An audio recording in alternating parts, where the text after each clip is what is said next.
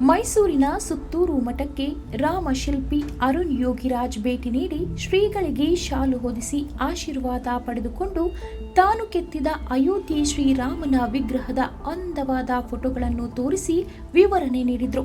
ಹಾಗೂ ಅರುಣ್ ಯೋಗಿರಾಜ್ ದಂಪತಿಗಳು ಶ್ರೀಗಳ ಜೊತೆ ಕೆಲ ಕಾಲ ಕಳೆದರು.